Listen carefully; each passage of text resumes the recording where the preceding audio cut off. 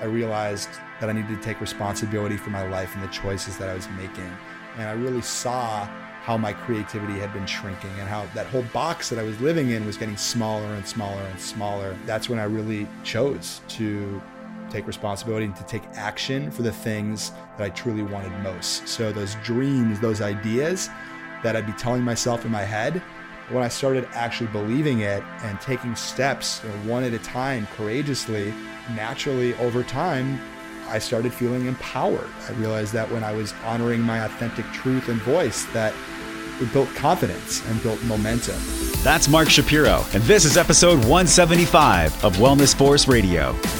What's up, my friend? It's your host, Josh Trent, and welcome back to another episode for your weekly access to global experts in all things wellness as we discover the physical and emotional intelligence we need to live life well. In this episode, we're talking with my friend, TEDx speaker and podcast host Mark Shapiro about the art of authentic connection and its relationship to our emotional intelligence. Now, why this is so fascinating, what's most intriguing about this upcoming conversation is that authenticity, it's kind of a buzzword right now. I'm sure you hear about this all the time online, but truly being authentic and connecting with yourself first, then other people, has never been more challenging than right now. With the rise of social media and where you see the highlight reels from everybody's life on their green screen lens for just the best of the best vacations around the world, not ever showing those intimate moments where we're all perfectly imperfect. These things don't get shared. Now, this aspect of only seeing the highlight reels is actually degrading our ancient brain's perception and tapping into the signals that cue our brain for FOMO, or fear of missing out, as well as so many other psychologically challenging things that honestly our society is struggling to figure out right now. So if you've ever dealt or dealing with FOMO for being your most authentic self in social situations, the art of authenticity, this conversation is going to be perfect timing for you.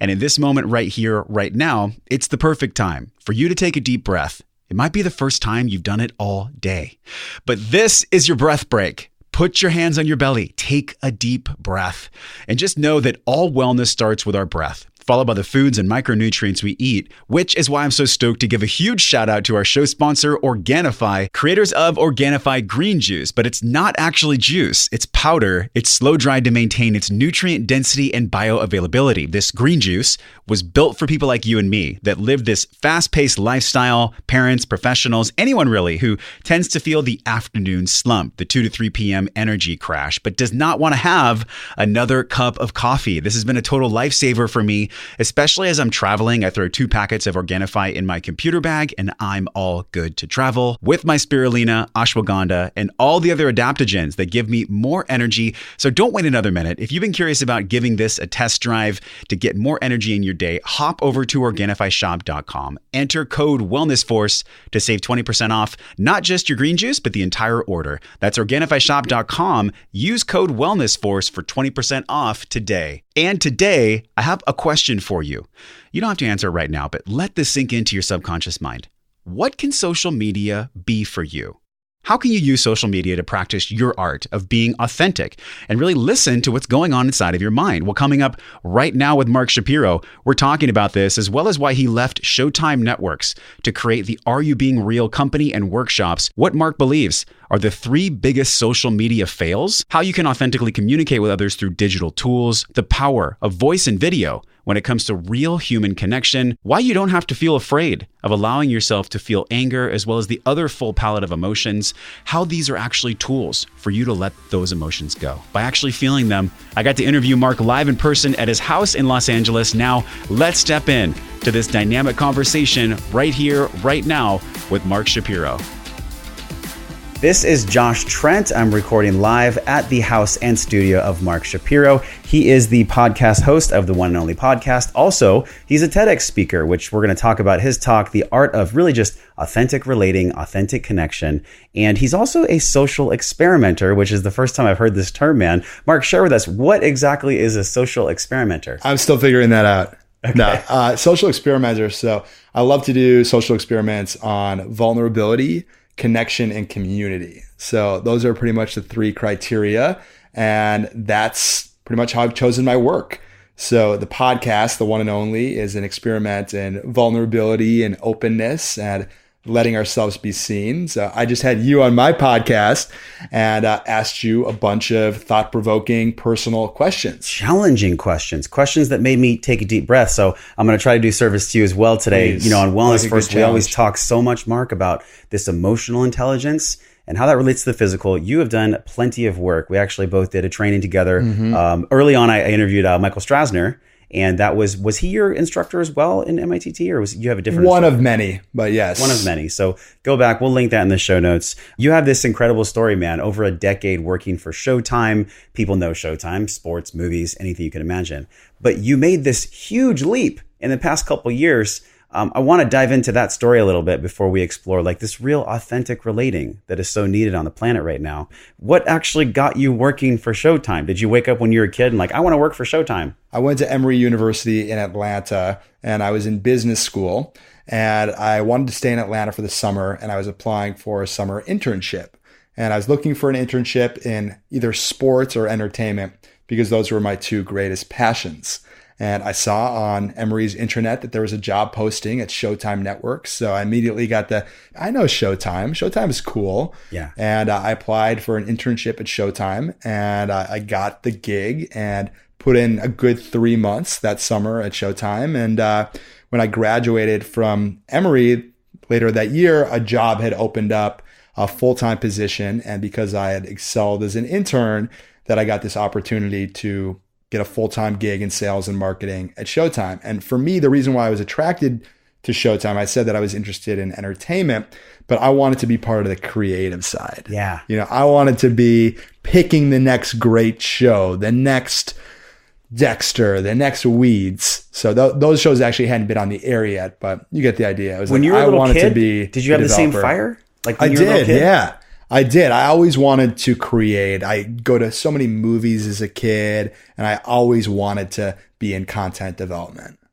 I think so that's why I picked Showtime. It's unique about you because like we're here in your home in LA. There's always been this just obviously Tinseltown. We're in Hollywood, right? There's always been this theatrical kind of creative vibe here. When I look at how many life coaches, spiritual development, personal development coaches, you're not any of those. You're a social experimenter. Even your podcast that we recorded right before this was an experiment. You even said that during the interview. Sure. This curiosity, this fire, if you go back to when you were a kid, who brought that out of you? Did your parents support your curiosity? My brother did. My brother was very charismatic. He still is.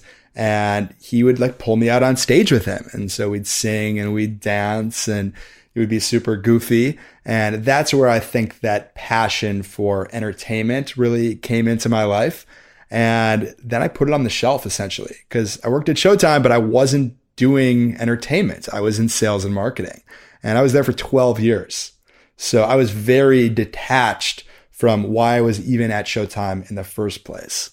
I think a big part of anyone listening can relate to this because we've all had careers that eventually there's just like stale bread on the counter. Like we know we got to eat it. We know we got to do it, but there's just no joy. There's just no enjoyment. Yeah. So did you reach a culmination point? Was there like one threshold looking back where you're like, you know what? I knew in this moment that I was done. Like I had experienced enough pain, or was it more cumulative for you to actually transition to some of the programs, some of the healing that you do now, some of the work you do now? Both. So I think first I'm a dreamer and a visionary. I'd call myself a visionary. And when I first got that job at Showtime, my idea was, all right, great. I've got my foot in the door. I'm going to learn as much as possible. And at some point, I'm going to pivot over to the creative side of the organization. Well, that's easier said than done. And just because I'm excelling in sales and marketing doesn't mean that I'm going to be able to make a lateral move, from a manager in sales and marketing to a manager in development. No, you got to learn the ropes from the bottom up. And so I was really good at what I did and that I'd get promoted every couple of years. So for me, once I moved out to LA from Atlanta and transferred from Showtime's Atlanta office to LA office, that if I would have wanted to get into development, I would have had to start over from scratch. And I think I was already making 50, 60 grand at the time. And I didn't want to take a 50% pay cut with no guarantees. It takes me back to the moment we talked about on your show, which we'll link in the show notes today. Just such a rad conversation about the truth. How do we get there as quickly as possible? We talk about this so much. And your truth in that moment was like, yeah, this just isn't working anymore. I experienced the same thing in a cubicle. Money was up. Abundance was up financially, yet spiritual suicide was happening. Sure. Did you feel like a part of you was dying? I didn't even know it, is the answer. Now, I always wanted to be on the development side, like I said, and I'd come up with all these ideas. I had this document with probably 50 different ideas that I had for the organization. Some of them were creative ideas. Some of them were new revenue generating ideas for the business. And I had so much fun putting these together and flushing them out. And then one day, once I felt they were ready, I decided to share them with my boss, who was in sales and marketing. And she was like, "Great. Why are you sharing these with me?" And I'm like, "Well, because I think that they'd be great opportunities for the company." And she was like, didn't know what to do, because that wasn't my job.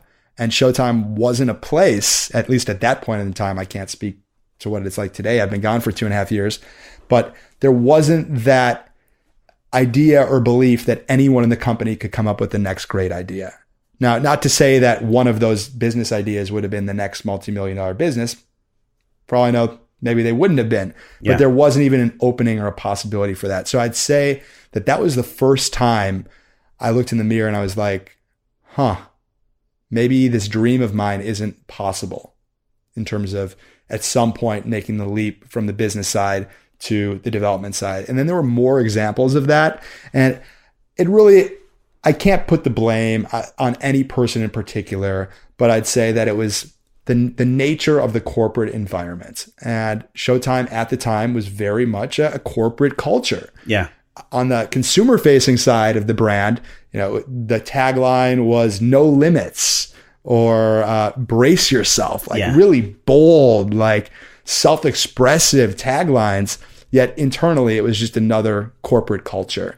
And ultimately, as a result of some other things that were going on in my life, and the fact that I stopped watching television entirely, I just kind of realized the reason I was staying at Showtime was out of A, safety, and B, it was kind of an ego play because I was making good money and because I had a good title. And I felt like if I was ever going to leave Showtime, I'd want to leave as high as I possibly could be on the ladder because I'd built all these relationships that there was a lot to lose, in my opinion, if I were to leave. You just hit gold because people want to jump. It's almost like there's the dream boat on the left and then there's the current responsibilities on the right. And everyone wants the boats to be as close as possible before they actually make the jump. Of course, yeah. Because then they don't end up in the ocean and drowning. Yeah. So that's a real thing. And I don't want to placate anyone that's, thinking about making a choice of how to change my career from something I have to do to something that I really love, something that I really want to do. That's a big thing. And, you explore so much on your podcast, man, and then all the work you put out, even in your TEDx talk, just this art of being authentic, being real, actually listening to what's going on inside. How did you listen to what was going on inside that made you go from the safe corporate environment to actually doing the dream? Like what did that voice direct you to do? The voice has always been there. And, we all have these voices in our heads that sometimes are telling us we're the greatest in the world and we're so loved, and other times, beating the crap out of ourselves. And both of those voices and I guess standpoints are both very real for me. I've experienced both sides of the spectrum and I still do. When I was at Showtime though, since I was there for so long, I just didn't know any other way. And I felt because I continued just to go to work every day and put my head down and do the best that I could do, that my creative box was shrinking. I always had high ambitions for myself, but if I were to leave Showtime, I would have had no idea what I would do. Like I wanted to be an entrepreneur, but what kind of product or service could I come up with? All I know how to do is to launch a great Showtime marketing campaign. So after I got divorced, 5 years ago, I did the MITT training, which you referenced. And that was huge for me because I realized that I needed to take responsibility for my life and the choices that I was making. And I really saw how my creativity had been shrinking and how that whole box that I was living in was getting smaller and smaller and smaller. And that's when I really chose to take responsibility and to take action for the things that I truly wanted most. So those dreams, those ideas that I'd be telling myself in my head, from saying to myself, oh, this is just the flavor of the day, and after today, it's going to be lost and gone forever because there's no way that I'm ever going to be able to implement that because I'm a Showtime marketing guy. When I started actually believing it and taking steps one at a time courageously, naturally over time, I started feeling empowered. I realized that when I was honoring my authentic truth and voice, that it built confidence and built momentum. And then it was just one step at a time. And I ultimately realized that perhaps there was a life after Showtime. And I set a deadline on June 30th of 2015. And I told myself, if I don't get this promotion that I'm going for to become a vice president by June 30th of 2014 to 2015, then I was going to leave Showtime. And ultimately, that was a powerful declaration because I didn't even make it a year. I ultimately left in April of 2015 to launch the podcast. How important is it, whether it's letting go of weight or achieving something personally or professionally, how important is it to actually claim a date and declare, like, by this date, I will have this thing, I will do this thing, I will be this person? I don't think there's anything more important. Yeah. I mean, how do you feel about actually claiming a date when we look at being ourselves, being this authentic human? How do we be authentic if we don't, we need the accountability? So how important is it to pick a date? That's the key word. I think it's great to pick a date, and dates can be a huge guiding star for you. If there is, something, if you want to get your dream relationship by a certain date, or you want to clean your bedroom by a certain date, it can be anything small or large, whatever goal that you have. And the date that you pick, it's only as important and it's only as real as you make it. So I could have just set that date and then forgot about it, but I kept reminding myself of that date. And because I'd remind myself of that date, it got my mind thinking, all right, if I don't get promoted, I want to have some kind of action plan in place. And fortunately, at the same time, I was doing more and more of those emotional intelligence workshops at MITT. And one of them, the final exam, was to create and facilitate your own workshop. And I created a workshop on authenticity because I had realized that when I had honored that, authentic voice, that desire, both in terms of, living my dreams and speaking my truth from moment to moment, that it was so rewarding time and time again. So I created this workshop. People were making changes in their lives as a result of a 3-hour workshop. 50 people showed up, which was huge feedback for me. I was terrified that no one would show up. And because of the results, I realized that I had something. So a couple minutes ago, I was sharing that when I worked at Showtime, I wanted to do something else, but had no idea what I was capable of. But I was constantly taking steps in terms of my own personal development outside of Showtime, doing the workshops, doing that, facilitating that authenticity workshop, that I realized, wow, I am capable of something else and I've just created something. And so that's when the light bulb went off. How can I share this with more people? Podcast. Oh my gosh. And this, for me, it's not a similar journey because yours is yours, but we all know that there's a twist and a turn, and then there's thresholds, and then there's a plan that we might have, but then we get punched in the face, which I think Mike Tyson was yeah, we all got a plan until we get punched in the face, right? Yeah. You did get punched in the face, but it wasn't from something that you did. It was because your father had been suffering for, I think, a decade or more from early adult onset Alzheimer's. Yep. And so in the process of your transformation, you deal with the loss of your father. And so we've talked about loss on the show before. This is a real human thing. This is a universal thing we all deal with. You're growing, you're making this transition. You had been through divorce. And then on top of that, you were forced to deal with this loss of your dad. How did you do that? My dad was sick for so long, and thank you for, honoring my dad and, bringing him up. It's so important. Whenever I even hear or think about him, it touches me on such a profound, soulful level. My dad's a huge inspiration to me. He passed 14 months ago, I think, but he was sick for so long with Alzheimer's that it became normal for me, that I didn't even it was just the way my life was. So I don't even look at that as necessarily an extra variable in the equation, because that was pretty much the status quo in my life for so many years. But things were definitely shaken up when my marriage ended. And that between that and my dad being sick, I think I was really looking for an answer. And fortunately, by doing things differently than I had before, so that was being open to self-development. That was taking the steps that I hadn't even known were available to me for so many years when I was just showing up to work every single day and then going home and watching TV every night. So to me, the possibility of this kind of current life that I'm living now wouldn't have been possible if I just kept doing what I was doing. It was really opening up my eyes and expanding my perspective to something new that ultimately led me to taking additional steps, which gave me more clarity, which led to creating that workshop and then the podcast. Do you feel like Alzheimer's, specifically the adult onset early, is something that not a lot of people know about? I mean, some of the work you put out is around awareness and getting people to be this best version of themselves. Do you feel like the awareness of Alzheimer's is something that gets to rise in our country, in our world? For sure. And I think it's going to happen inevitably because people are living longer and more people are suffering from the disease. It's crazy how many people have it. And I believe that it's expected to triple in the next 20 years from like 15 million to 50 million. Don't quote me on the math, but it's somewhere in there. So if you don't have someone in your family with Alzheimer's, and this just isn't young onset Alzheimer's like my dad had, that's a very rare case, but more and more people, their lives are being touched by Alzheimer's, whether it's someone in your family or somebody that you know, a friend's parent. And it's not just a disease about forgetfulness. That's actually only the first step. But if you can imagine what it's like to start losing your memory, all of a sudden, like you're going to start being treated differently by other people in the world because people are going to realize that your memory isn't as good, right? Yeah. So that's what I saw firsthand with my dad, is he knew that he was losing his memory or that something was changing and it was affecting his social situations with other people. And then he was just trying to cover it up. And then other people don't know how to communicate with him. They didn't know how to communicate with my mom. They didn't know how to support.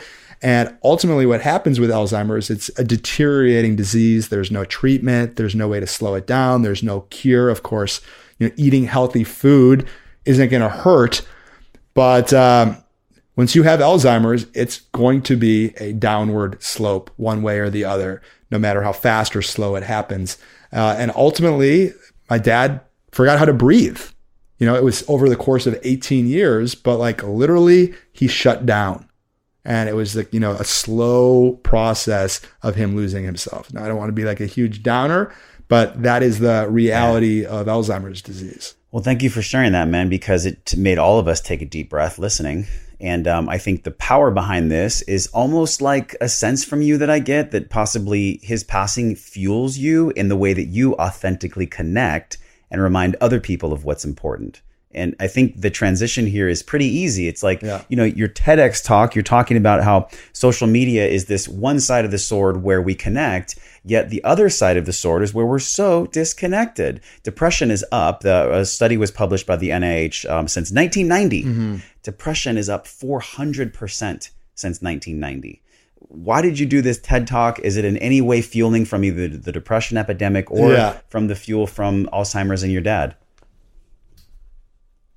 It's definitely the latter. It's definitely as a result of my dad passing away. So the story, as I tell in the TEDx talk, is my dad passed away and people were hitting me up with text messages, and I made a post about it on my Facebook, and by far and away, like the most likes and most comments of any Facebook post I made all of last year.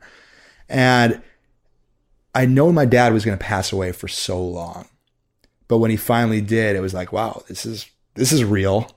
This is a life moment. My dad, who's been in my life all of my life, is now gone. And I'm getting all these messages and I want to respond to people. How do I authentically communicate to them?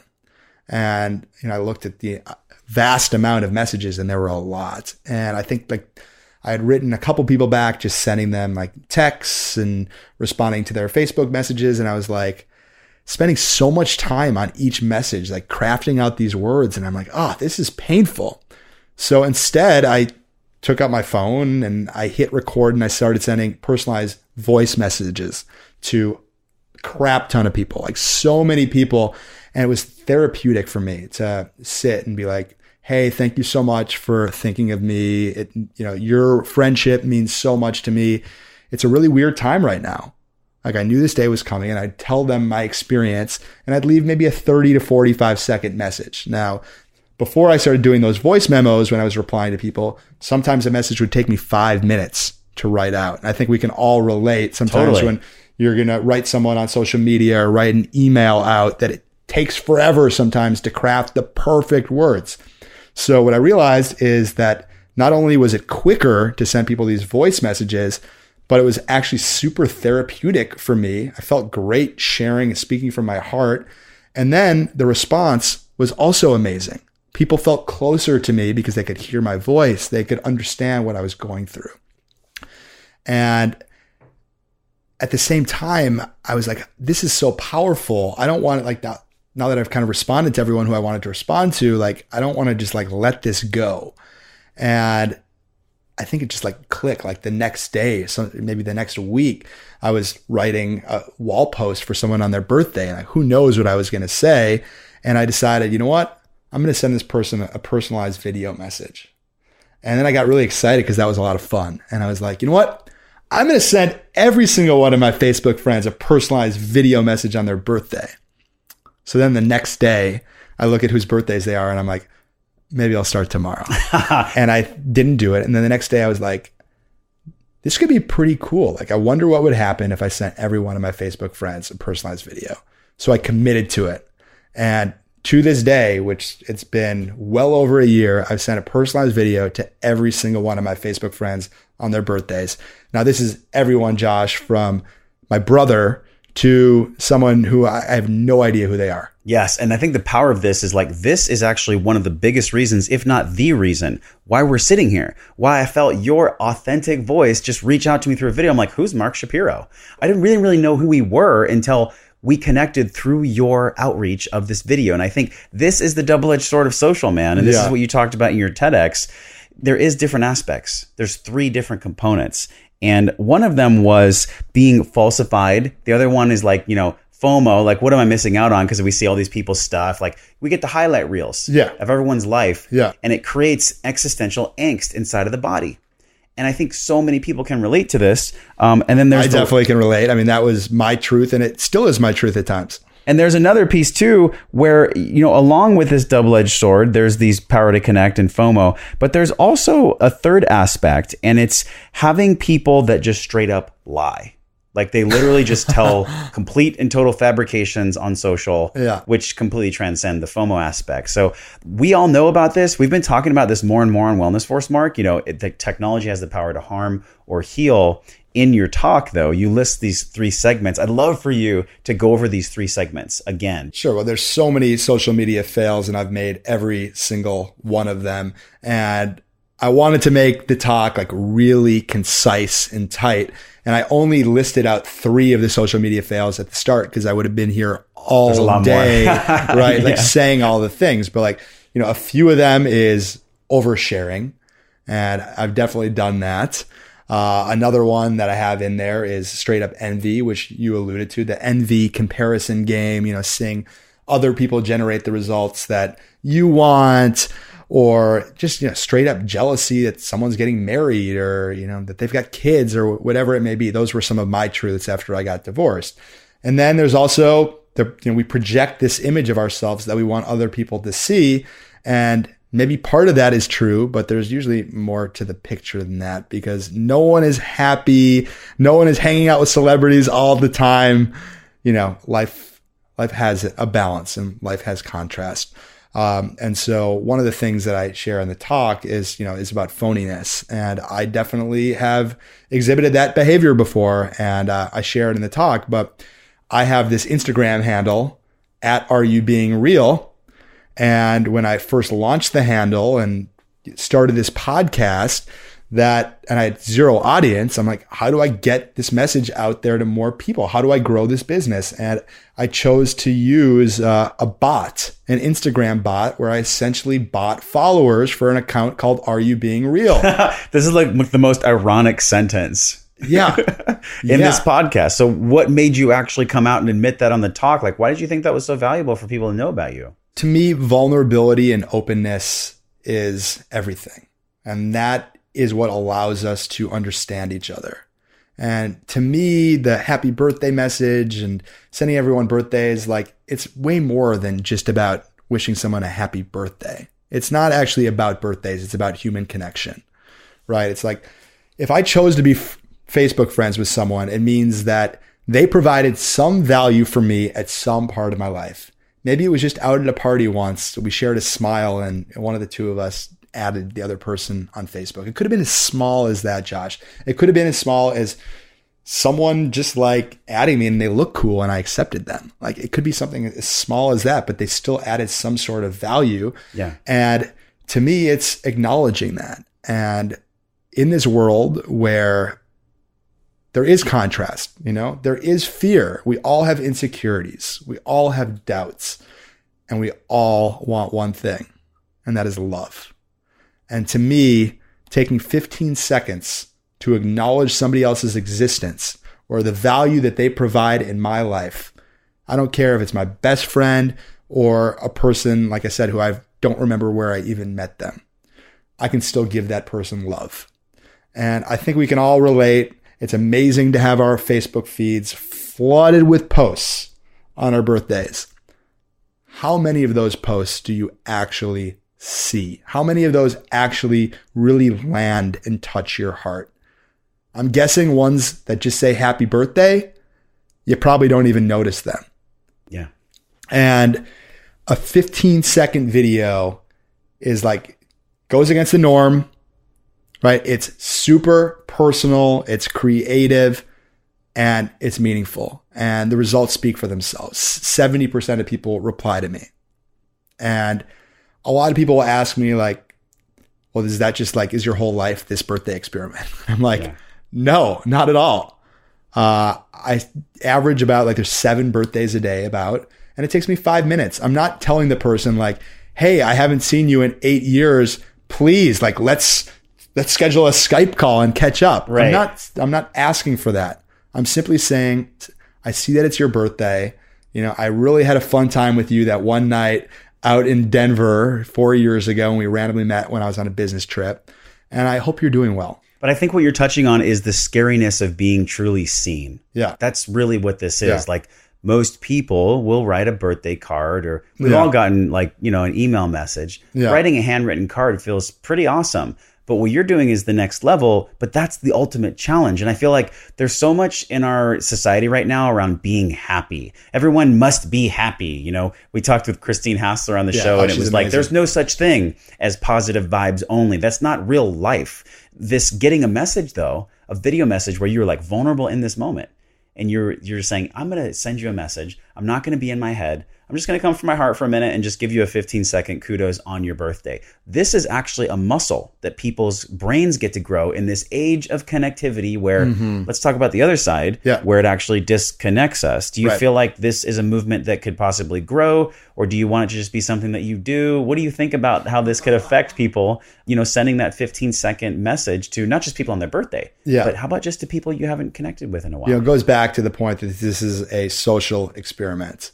And how amazing are our phones? Like, let me just take a second to ask you that, right? Like, how much has your phone changed your life? It's like a love-hate. Right? It's like a love-hate for sure. The ability to access information and to be in touch with pretty much anyone in the world at any point in time is like, holy moly, we've never had this in the history of mankind. And we have it today in our hands.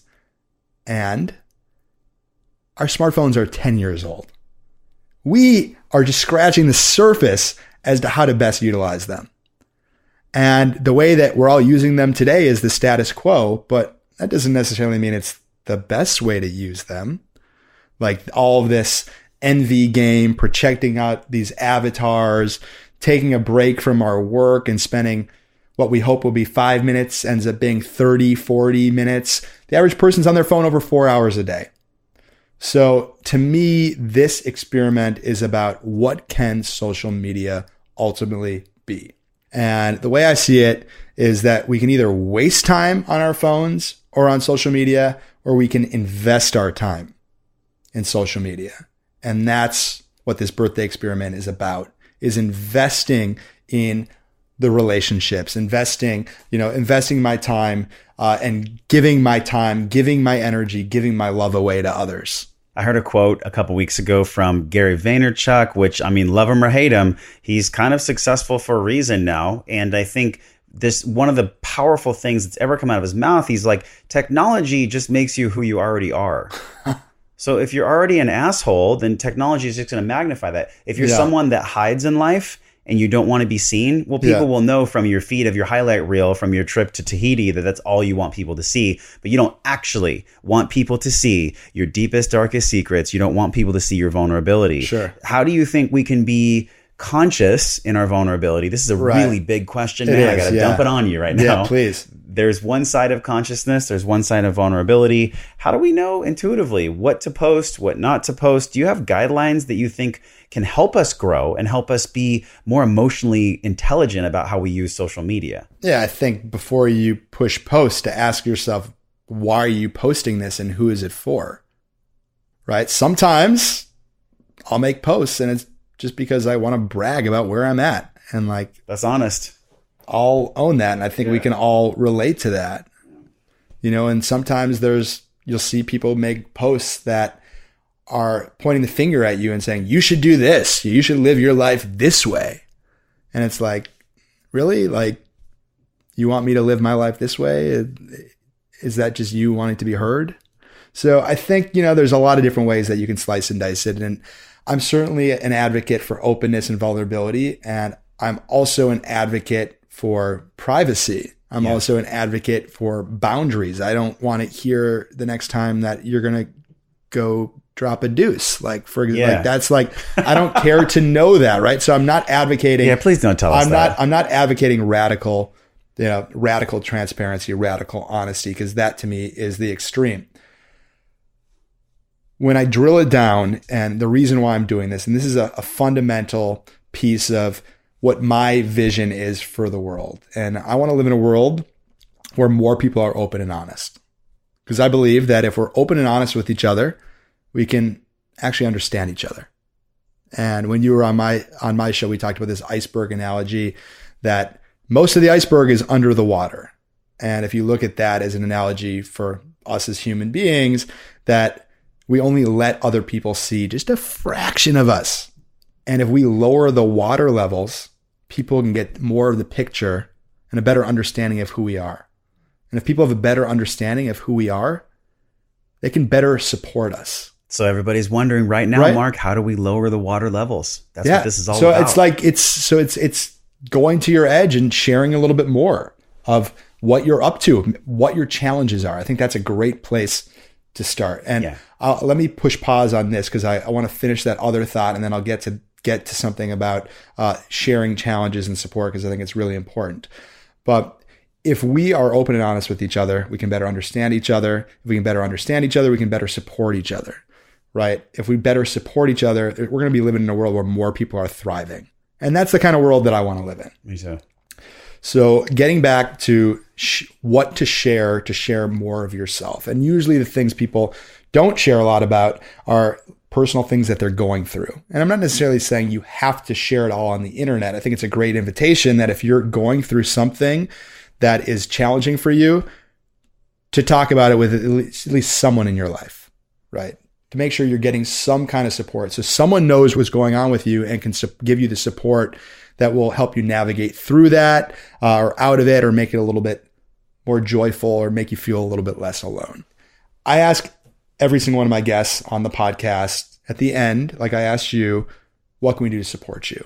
And I ask every single time I go out and I'm out socially, every time I take a lunch meeting, at the end, I always ask, how can I support you?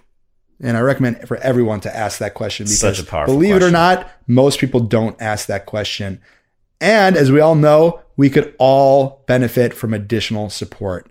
How many challenges do we face every single day? If you were to even spend the next hour thinking about what challenges you're experiencing the next hour, I guarantee you'll experience some sort of challenge or feeling that you don't want to have, that someone else could help snap you out of. Mm-hmm. So I asked that question, And the answer that I most commonly get is, thank you so much for asking me how you can support me. I don't know. I mean, just like the fact that you asked makes me feel supported. Yeah, I bet everyone listening knows exactly, or they don't. I mean, it's kind of like a flash in the pan. Like, you either know or you don't know. I answered, I think, right away. I was like, yeah, you get to actually be the best you. That helps me the most. Be curious about what that process is. And you also invited people to listen to your podcast as well. That as well, yeah. Right? So you had clear, like, you know what your challenges are. And when someone asks you how they can support you, it's a great way to help, achieve and get support on some of the challenges that you have. This is so good, man. Right? So going back then to the water, like understanding that the tip of the iceberg, which is such a great metaphor, the water lowers. How do we empty the water? How do we get the iceberg so that we're more seen, more intelligent in our emotions? How do we I think it's a combination of being real with ourselves about what our real life challenges are, the things that we don't want to look at, the things that perhaps that we're ashamed about and pretend that don't exist. That usually helps. Like, I mean, think about like the next time you turn to drugs or alcohol or turn to Netflix or turn to food.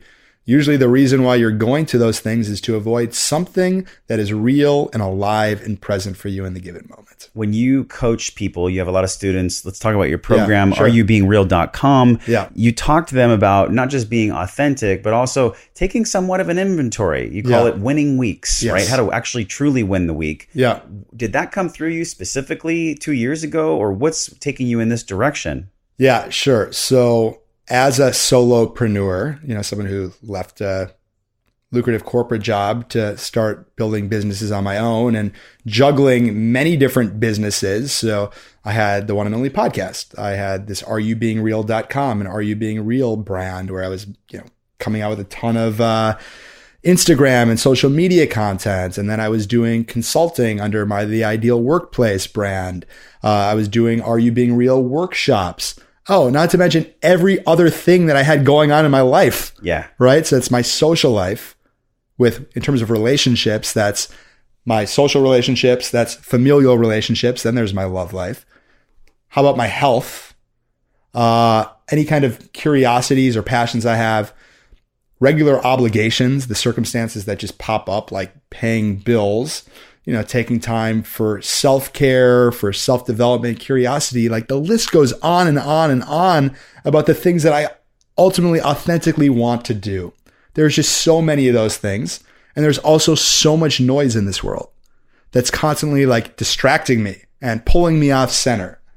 And sometimes I even choose to distract myself. And then I've got all my own insecurities and fears and doubts that sometimes get in the way of me choosing to live in authentic alignment with every one of those different buckets. And what I realized is that I didn't have enough accountability in my life. I was getting things done. Like I was releasing a podcast every single week. I was constantly growing my business, but things were slipping through the cracks, right? Things like not cleaning my house and like having piles literally add up, like things that I'd wanted to do for like 6 months that I wasn't getting around to doing because I just wasn't prioritizing them or I wasn't declaring them publicly and being held accountable. And what I realized is that, well, certainly I'm not alone. We all have like 24 hours a day and so many things that we want to do in a given day. And so that's where Winning Weeks was birthed, was to be a weekly check-in system where it's like, all right, I'm going to push pause on life for us just a few moments here. And I'm going to get aligned with what I want this week to look like. And what are the core ingredients for a winning week for me? Whether it's staying in 3 nights and being social at least 2, or if it's calling my grandparents, or if it's forwarding my professional vision, if it's getting a certain amount of hours of sleep a night. There's just so many different things that it could possibly be. And so that's why I created Winning Weeks. And it's for conscious people, high achievers, people who already are doing the work on themselves, who are committed to being the best human being and to being the best version of themselves that they can be. And that's a term that gets pushed around a lot, like, oh, I'm going to be the best version of myself I can be. What I really feel from you, though, and just even talking on this podcast about your story, like that has been your intention the whole time. And would you say that that's changed at all? I mean, here we are, 2017. almost ready to be 2018. Yeah. Did your intention shift? Do you feel like what drives you now is way different than what drove you in the start of Winning Weeks? It does. It does. And I'm glad you asked it because it's a vulnerable answer. And the answer is that what drove me was to be the best human being I could be, but for me, for my own fulfillment, for my own joy, to stroke my own ego, to accomplish all of my own personal life goals, and to enhance my own personal human experience. Today, that's still a big part of the equation. And serving others is so incredibly important to me because I've learned that is what is going to make me feel the joy. That is why I'm going to feel like I matter, ultimately, that I'm here for a reason. And there is nothing that lights me up more than seeing people in my Winning Weeks program generate the results that they seek in their lives and watching them, be better human beings, expanding their perspective.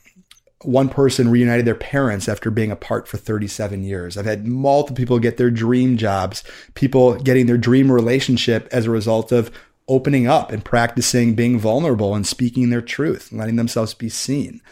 Somebody acknowledged every single person in their entire extended family as a result of one of the prompts that we had people, that was one of the homework assignments one week. So the results, they go on and on and on. But to me, it's not only filling my own cup, but by serving others at the same time. So this is a motivation that changes. It changes for so many people. Sometimes, like I know when I lost weight, it was coming from a place of like, well, how come nobody wants to have sex with me? So it was coming from this place of like me, like selfish need, like I want to feel love. I want to have this. You kind of, alluded to that a little bit right now. It's like, hey, when you started, the motivation wasn't the same. And so for anybody listening, it's okay to have that motivation shift. Like that's actually part of the process. I think a lot of people, Mark, start with anger and frustration as a way to like get out of that because, as Arnold Schwarzenegger famously said, like anger is a lot more powerful than despair. So if somebody's in despair and they're listening right now, what's kind of one thing they can do to make that shift, or maybe a handful of things?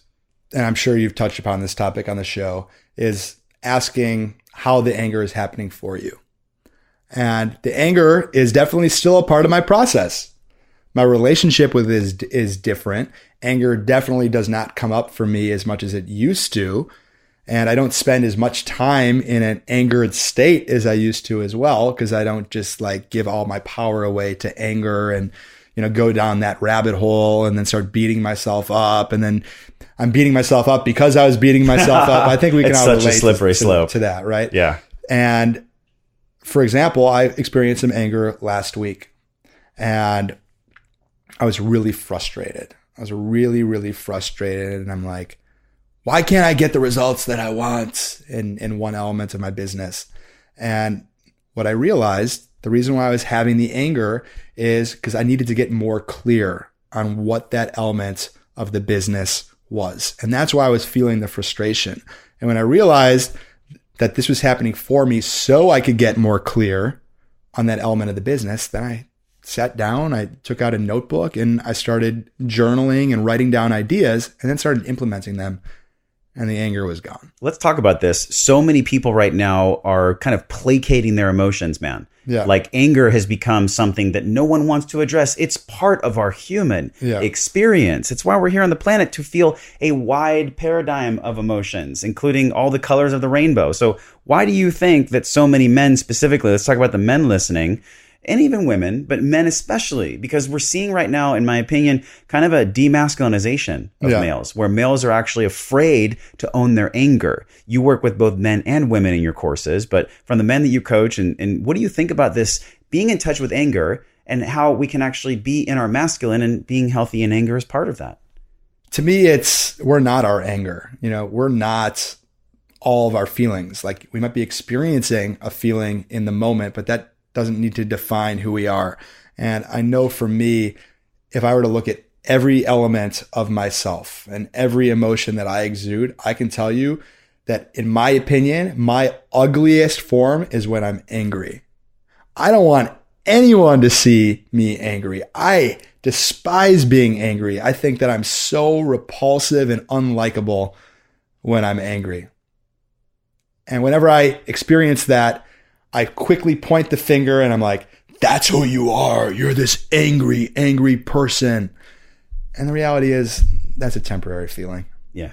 And when I allow myself to be like, okay, that's okay. It's cool to be angry from time to time, and it makes you human. And it's a temporary state, as you talked about. It's like a motivational source, right? So it's not permanent. Just like even happiness is fleeting. If we're chasing happiness, Mark, we're not going to ever attain it 24/7. That's not possible. Sure. I guess my deeper question would be then, how do you feel that temporary anger serves us? And why do you think that right now in our society, when people are upset or angry about things that matter, not about Trump, not about some, thing that happened in a community that you're not even connected to, that's a fear-mongering tactic. Right. That's not the anger I'm talking about. The deeper anger, how does that serve us temporarily? Well, the things that push our buttons the most are usually the areas that need to be addressed the most.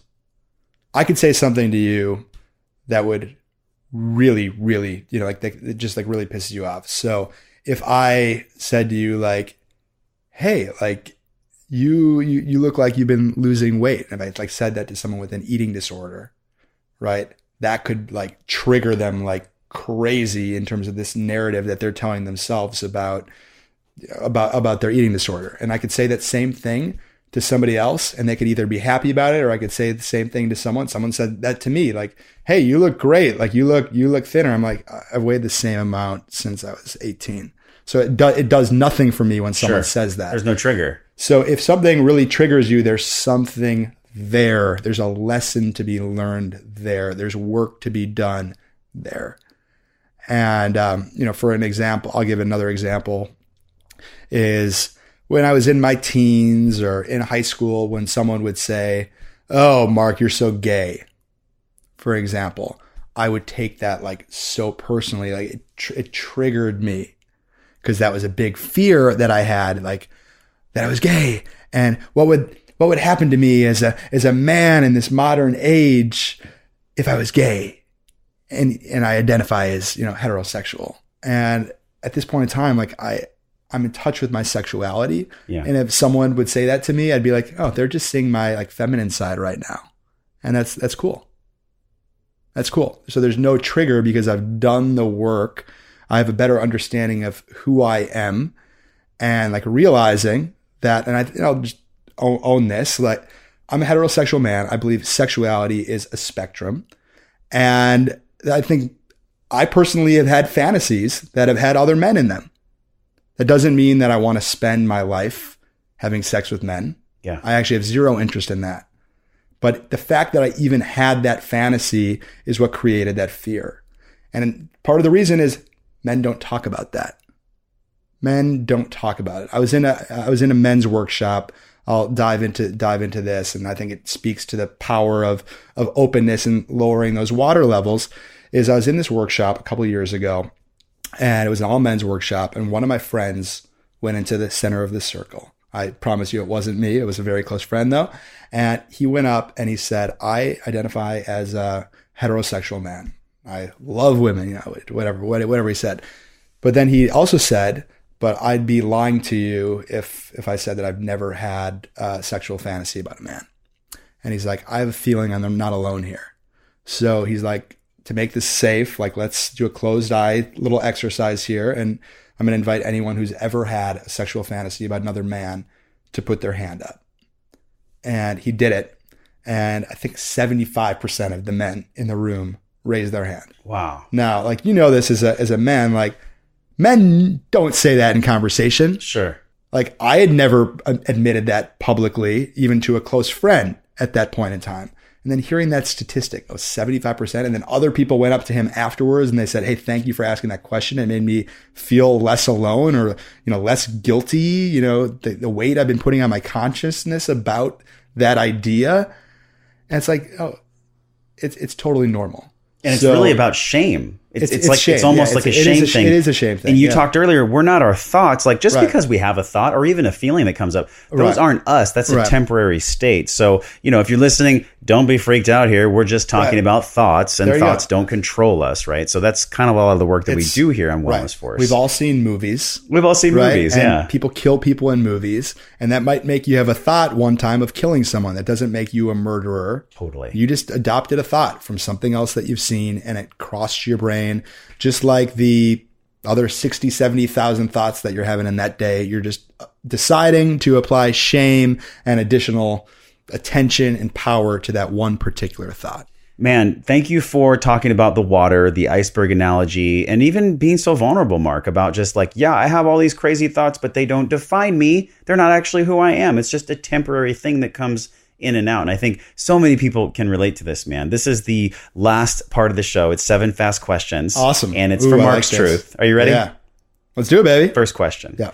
In life, what absolutely cracks you up to the point where you have tears in your face and your stomach hurts? Like what makes you die laughing in life?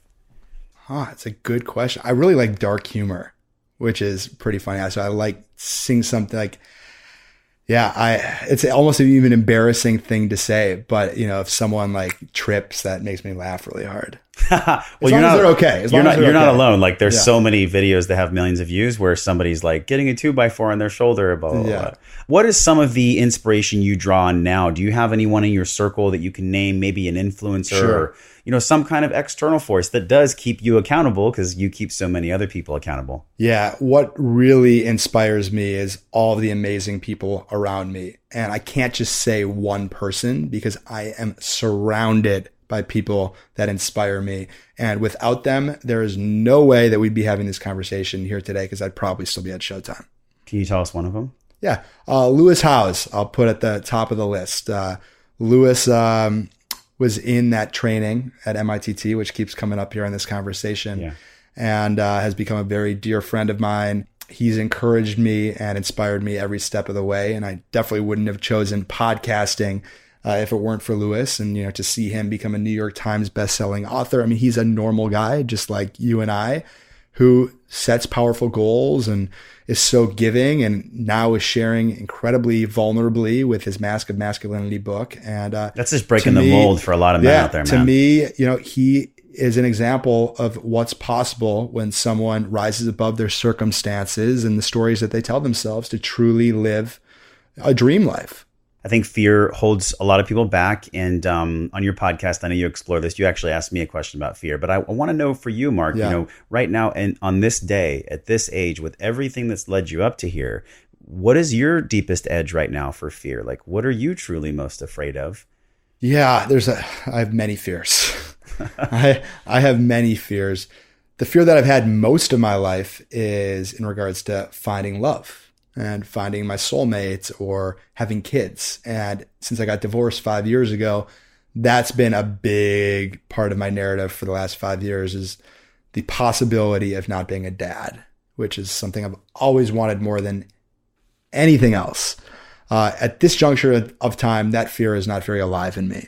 But what is alive in me is the idea that I just break down. Like I've been on this ascension now for 4 or 5 years since my divorce, and my life gets better and better not every day, but every month, let's say, consistently, because I have, a couple of good days and then every once in a while I have a bad day.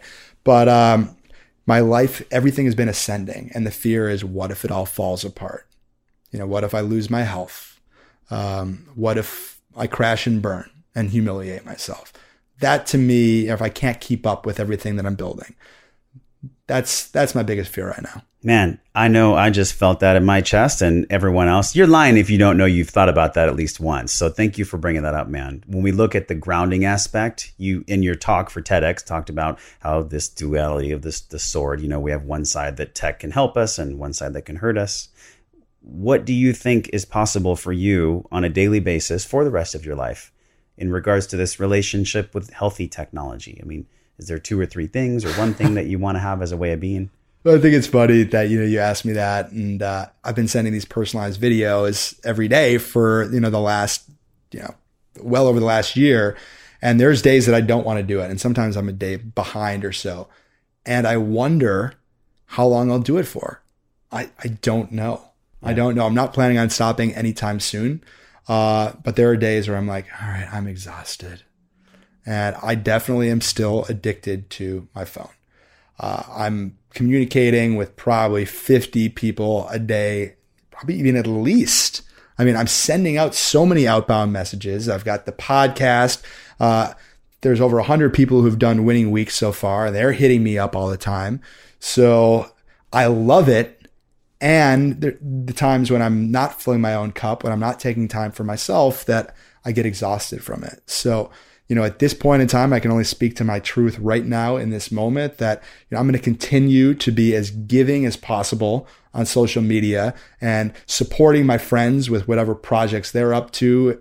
I'm going to share their work because we could all use more support when we're like sharing and promoting stuff. We as all well. need more inspirational things all the time. So being more giving than even I have been. When I gave the TEDx talk, and I know this is kind of rapid fire, there were 3 main takeaways at the end of the talk. And it wasn't to send birthday messages to everyone, but it's start more conversations, whether it's with people you already know, you want to get to know, or maybe even like a dream person, a dream mentor that you want to connect with. Like send them a personalized video. You have nothing to lose. And personalized videos work. They stand out way more effective than just writing on someone's wall or sending them a direct message. Second is to be giving. And that is like, if you are loving the Wellness Force podcast, have you been sharing it out consistently? Like if you are sitting here loving this conversation, share it out. And like, that makes me feel weird even saying that because I'm on this episode, but any other episode, like if you love it, share it so other people too can take advantage of it. And I think that people are so nervous about their image and being judged about what they share out there that I think we've become stingy as to what we share out. And the reality is you never know how a piece of content can touch somebody else. So if it really touches you, it could potentially change or save somebody else's life. So be giving, instead of just clicking like on a post, either share it out, write a comment, send the person a direct message or video, letting them know that it touched your heart. Because if you don't do it, maybe they'll stop putting posts out like that. And then everybody loses. And then the third thing is to just straight up be real. Let yourself be seen. That's ultimately what we want. We want to feel like we matter. And in order for us to be seen, we need to let our guards down and allow other people to see us. It's just ironic that the thing we want most is the thing that we keep so guarded and protected, and that's our image. Man, so many nuggets in there. Thank you for just being so rock star authentic, man. I really enjoyed this conversation. 2 more questions. Yeah. The last one I'll be less long-winded. Yeah, that's fine. The last one here is around joy. So I asked you about fear, but in any moment, there's always fear and joy in every moment. So what brings you the most joy in life now? Dancing. 100%, just human embodiment. 100%. Putting some music on and letting myself flow to the music, not caring if other people are watching me, looking at me like I'm a weirdo. To me, that lights me up and brings me more joy than anything else. Last question, man. And it's probably the biggest one because I feel like we've explored some scary spaces for people. So, take some time, digest this episode. If this ruffled your feathers, pay attention to that, and that's okay. But we are here to explore this physical and emotional wellness, this intelligence around our life and how we can live it to the fullest, to our best, to live life well. What's your definition now at this age of wellness? How do you define wellness in your life? Yeah, wellness to me, it's clearly multifaceted. So I think wellness is that centeredness. It's that inner peace. It's allowing yourself to be in that inner peace. So wellness is being present and accepting the present moment as if you chose it. Wellness is, taking care of our health. Wellness is projecting out what we want to receive in return. RUBinReal.com, as well as all of our social. Can they contact you, Mark Shapiro? Where can they learn more? Yeah, at Are You Being Real on Instagram. That's usually the first place that I typically tell people to check out. Lots of inspirational content there. I love to do like little dares and challenges as well on my Instagram. And I would love to engage with you. So if this resonated with you, let's play. Awesome. Mark, thanks so much for having me in your amazing house. You guys check out the video here. If you're watching on YouTube, hello. If you're listening on iTunes, this is one of the coolest houses I've ever been into to record a podcast. So thanks again, from my heart to yours, man, having me at your place. Really appreciate you and all that you're up to in the world. Thank you, Josh. And I acknowledge you for being just an extraordinary human being and an absolutely excellent first-rate interviewer. Thank you very much, man. Okay, guys, we will see you soon. If you have questions for Mark, make sure you ask him questions in the comments below. You can also leave a review on iTunes. It's really easy. Just type out a question for Mark or myself, and I'll make sure he gets it. So until next time, this is Mark and Josh saying goodbye from beautiful LA or Venice? Both. We'll talk to you soon. Hey, my friend, thank you for hanging out and growing with me on today's show. Remember to hit subscribe, share this podcast with somebody you care about that you think gets to hear this message. Support the show by leaving a 5-star review for the podcast right now, simply by tapping on your show artwork on your iPhone. Click that purple link that says review this podcast. It helps the show reach more conscious and smart people like you, and your voice will attract more world-class guests that want to come on the show. So let them hear your voice.